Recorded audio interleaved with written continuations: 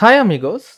ఈ క్వశ్చన్ చూడగానే సార్ ఏంటి సార్ ఈ క్వశ్చను, ఇది మల్టిప్లై చేసి అర్థం చేసుకునేసరికి తల ప్రాణం తోక్కొచ్చేలాగుంది, what the hell is this question అని మీకు అనిపించవచ్చు. కానీ కొద్దిగా అబ్జర్వ్ చేసినట్టయితే మీకేమర్థమైతే తెలుసా, ఇది క్వాడ్రాటిక్ ఈక్వేషన్ లాగా అనిపించట్లేదు.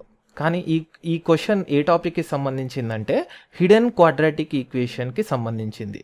సార్ అర్థం కావట్లేదు ఏమంటున్నారో అంటే, ఇక్కడ మీరు అబ్జర్వ్ చేసినట్టయితే క్వశ్చన్లు అబ్జర్వ్ చేస్తే 9/x మైనస్ 9/√x, సెకండ్ దాంట్లో ఏంది 2/x మైనస్ 7/√x.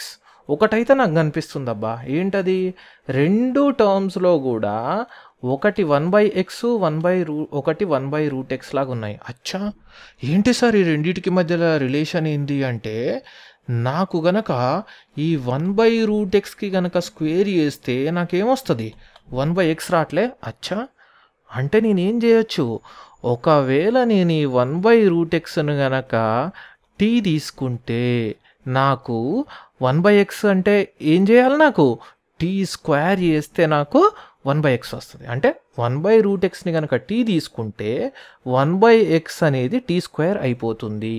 అచ్చా అంటే సార్ నాకు క్వాడ్రాటిక్ ఈక్వేషన్ లాగా కొద్దిగా ఐడియా వచ్చింది సార్. నాకేమనిపిస్తుందంటే ప్రాబబ్లీ నాకు 1/√x కనుక t పెట్టుకుంటే ఈ క్వశ్చన్ సాల్వ్ అయిపోతుందేమో అనిపిస్తుంది సార్. అచ్చా ఎందుకు నీకు అట్లా అనిపిస్తుంది సార్, నాకు 1/√x హోల్ స్క్వేర్ కనుక చేస్తే t స్క్వేర్ వస్తుంది. అచ్చా సార్ నేను ఇప్పుడు ఏమేం చేస్తానంటే 1/√xని t తోటి రీప్లేస్ చేసుకుంటా, 1/√x హోల్ స్క్వేర్ అంటే ఇది ఎంత అంటే సార్ 1/xనేమో నేను t స్క్వేర్ తోటి రీప్లేస్ చేస్తా, 1/√xనేమో t తోటి రీప్లేస్ చేస్తా సార్. అవునా, చేసేయి మరి. ఇప్పుడు వాడిచ్చినటువంటి ఈక్వేషన్ని తీసుకుంటే 9/x మైనస్ 9/√x ప్లస్ 2 కనిపిస్తున్నాయి నాకు 1/x అండ్ 1/√x టర్మ్స్.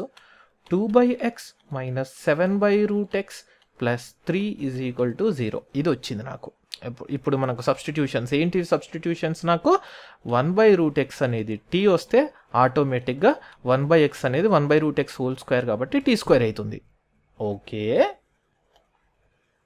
ఇప్పుడు ఈ బాక్స్లో ఉన్నది తీసుకొని నేను క్లియర్గా రాసుకుంటే 9/x అంటే ఎంత, 9 ఇంటూ 1/x. అచ్చా మైనస్ 9/√x అంటే ఎంత, 9 ఇంటూ 1/√x ప్లస్ 2. ఎందుకు సార్ ఇంత డీటెయిల్డ్గా చెప్తున్నారంటే అంతే క్వశ్చన్, అదొకటి అర్థమైపోయిందంటే కథమే ఇంకా క్వశ్చన్ చూడండి కావాలంటే. సో 2/x అంటే 2 ఇంటూ 1/x మైనస్ 7/√x అంటే 7 into 1/√x plus 3 is equal to 0. Options మధ్యలో వచ్చేసింది, దట్స్ ఫైన్. ఇప్పుడు 1/x అంటే ఎంత, t స్క్వేర్, 1/√x అంటే ఎంత, t. సో 9 ఇంటూ 1/x అంటే t square minus 9 into 1/√x అంటే t ప్లస్ 2 ఇంటూ సేమ్ అదే విధంగా 2 ఇంటూ 1/x అంటే t square minus 7 into 1/√x అంటే t plus 3 is equal to 0. అంటే ఫైనల్గా నాకు ఏమర్థమైపోయింది ఇందులో, ఇదొక క్వాడ్రాటిక్ ఈక్వేషను, ఇదొక క్వాడ్రాటిక్ ఈక్వేషను. ఈ రెండింటిని సాల్వ్ చేస్తే ఆన్సర్స్ వచ్చేస్తాయి. నాకు ఫైనల్గా ఏమర్థమైందంటే ఇది రెండు క్వాడ్రాటిక్ ఈక్వేషన్స్ ఇన్ టీ లాగా కన్వర్ట్ అవుతుంది. ఇదొకటి, రెండోది ఏంటి 2t square minus 7t plus 3 is equal to 0. Okay అంటే రెండు, ఇదొక ప్రొడక్ట్, ఇదొక టర్ము, ఇదొక term. Product of the terms 0 అయితే ఎయిదర్ ఫస్ట్ ఈజ్ 0, ఫస్ట్దైనా 0 అవ్వచ్చు, లేదా సెకండ్దైనా 0 అవ్వచ్చు. 2t square minus 7t plus 3 is equal to 0. By the way ముందు మీకు గుర్తు చేస్తున్నాను, నేను t ఏం తీసుకున్నానంటే 1/√xని నేను t తీసుకున్నాను, అది మర్చిపోకండి. నాకు 9t square minus 9t plus 2 is equal to 0. Okay, factors ఏమైనా వస్తున్నాయో చూడండి. నాకు 9 2s 18, so 18 and 6 3 I think 6 3 కాబట్టి 9t square minus 6t minus 3t plus 2 is equal to 0.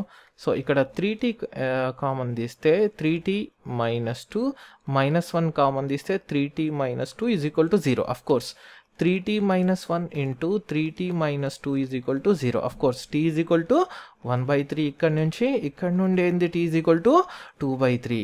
అయితే మీరు అర్థం చేసుకోవాల్సింది ఏంటంటే వాడు ఏమడుగుతున్నాడంటే నెంబర్ ఆఫ్ సొల్యూషన్స్. యాక్చువల్గా ఏంది, వాడు సొల్యూషన్స్ని కనిపెట్టమని కూడా అడుగుతలేడు. వాడు సింపుల్గా ఏమడుగుతున్నాడు, బాబు ఎన్ని నెంబర్ ఆఫ్ సొల్యూషన్స్ వస్తాయి ఆ మాత్రం చెప్పు నాకు చాలు, కౌంట్ చేసి చెప్తే చాలు. బట్ ఇక్కడ ఏంటంటే ఒక్కోసారి క్వశ్చన్లో find the sum of the solutions అని కూడా క్వశ్చన్ ఇస్తుంటాడు. సో అందుకని నేను ఏం చేస్తానంటే వాడు జస్ట్ కౌంట్ చేయమని అడిగినప్పటికీ కూడా నేను సొల్యూషన్స్ పర్ఫెక్ట్గా ఏమొస్తాయో కూడా కనిపెట్టడానికి ట్రై చేస్తాను. ఈజీ అయితే కనిపెడతాను. Okay, t is equal to 1. అది కాదు నా సొల్యూషన్, మీరు మర్చిపోకండి. నాకు సొల్యూషన్ అంటే ఎక్స్ వాల్యూ అనేదే సొల్యూషన్. సొల్యూషన్ అంటే ఎప్పుడైనా వాడిచ్చిన వేరియబుల్ యొక్క వాల్యూసే నాకు సొల్యూషన్, అంటే ఎక్స్ వాల్యూస్ సొల్యూషన్స్. కానీ ఇక్కడ నాకు t వచ్చింది, కానీ t అంటే ఏంది, 1/√x. అంటే ఏంది, 1/√x ఈజ్ ఈక్వల్ టు 1/3. అచ్చా, అంటే ఇక్కడ నుంచి ఏమొస్తుంది, √x ఈజ్ ఈక్వల్ టు 3. అంటే x ఈజ్ ఈక్వల్ టు ఎంత అయి ఉండాలి, 9. Yes, x is equal to 9 ఒక valid solution. Yes, valid solution. నాకేమో ఇక్కడ ప్రాబ్లమ్స్ ఏం కనిపించట్లేవు.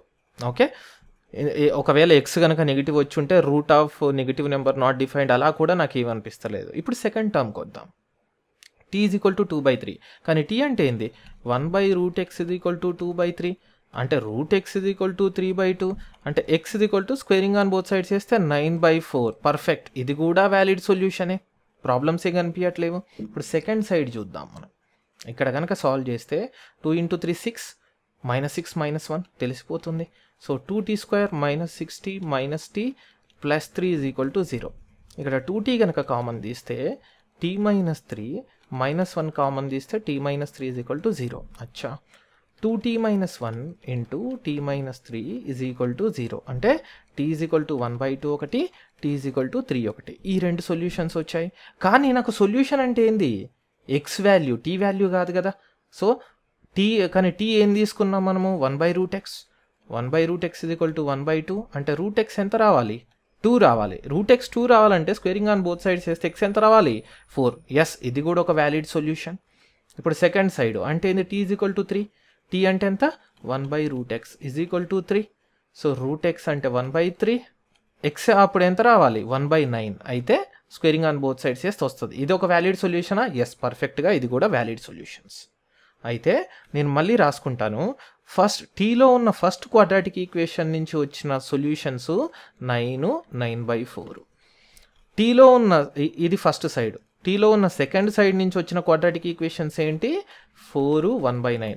ఎందుకు సార్ ఇలా రాసుకున్నారంటే ఇది ఒక మంచి ప్రాక్టీస్. ఏంటి మంచి ప్రాక్టీసు, ఎప్పుడైనా నెంబర్ ఆఫ్ సొల్యూషన్స్ కనుక కౌంట్ చేయమని అడిగాడు అనుకో చాలా అలర్ట్గా ఉండాలి. ఎందుకు, ఈ సెకండ్ ఈక్వేషన్ నుంచి కూడా ఒక్కోసారి ఫస్ట్ ఈక్వేషన్ నుంచి వచ్చిన సొల్యూషన్స్ రిపీట్ అవుతాయి. అంటే ఎలా వచ్చి ఉండొచ్చు అంటే 9, 9/4, 9, 1/9 వచ్చింది అనుకో, 9, 9 ఒకటే కదా, అవి డిఫరెంట్ సొల్యూషన్ అవుతాయా, కానే కావు.